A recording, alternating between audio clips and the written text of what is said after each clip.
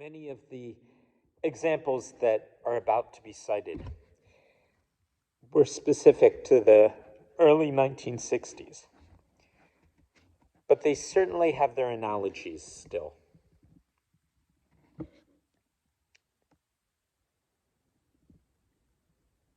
I'll pick up with the last sentence from yesterday.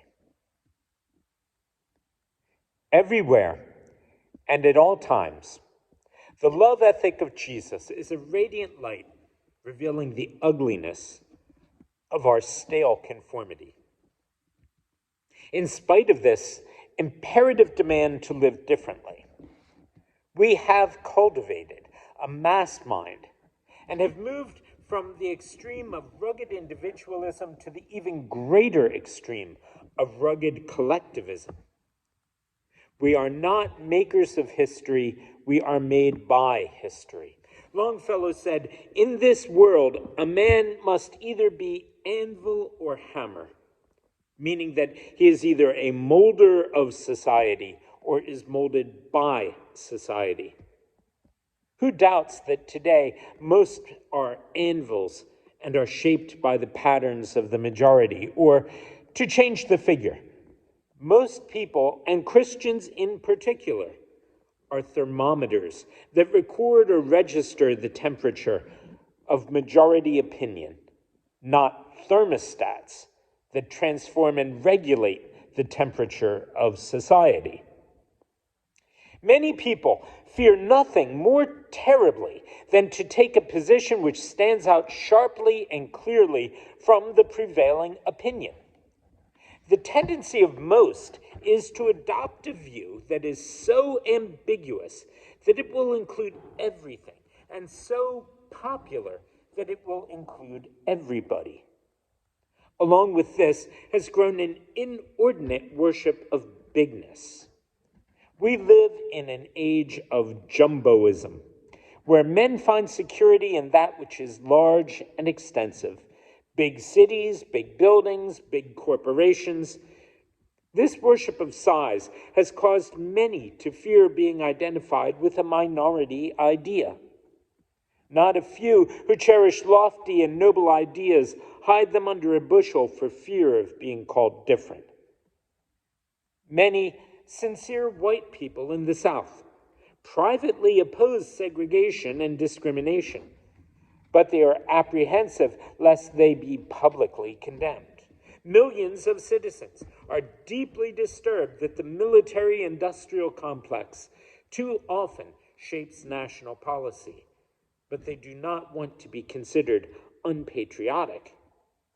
Countless loyal Americans honestly feel that a world body such as the United Nations should include even Red China, but they fear being called communist sympathizers. A legion of thoughtful people recognizes that traditional capitalism must continually undergo change if our great national wealth is to be more equitably distributed, but they are afraid their criticisms will make them seem un-American.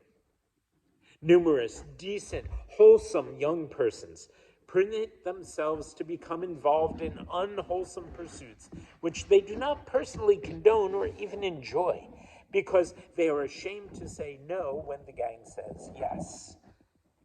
How few people have the audacity to express publicly their convictions, and how many have allowed themselves to be astronomically intimidated. Blind conformity makes us so suspicious of an individual who insists on saying what he really believes that we recklessly threaten his civil liberties. If a man who believes vigorously in peace is foolish enough to carry a sign in a public demonstration, or if a Southern white person, believing in the American dream of the dignity and worth of human personality, dares to invite a Negro into his home and join with him in his struggle for freedom, he's liable to be summoned before some legislative investigation body. He most certainly is a communist if he espouses the cause of human brotherhood. Thomas Jefferson wrote, I have sworn upon the altar of God eternal hostility against every form of tyranny over the mind of man.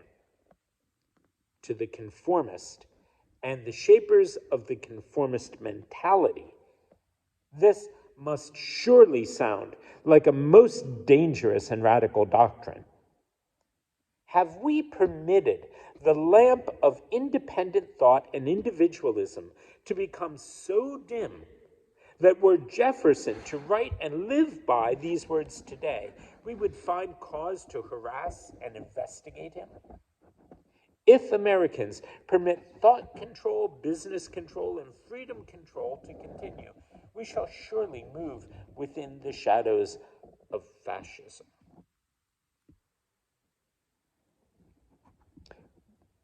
We'll stop there for today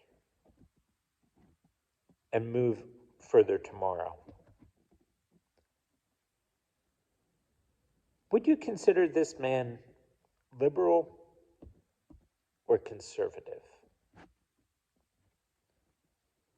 Would you hear this as gospel or as politics? Would you hear this as a warning or as a lament? Or is it something else?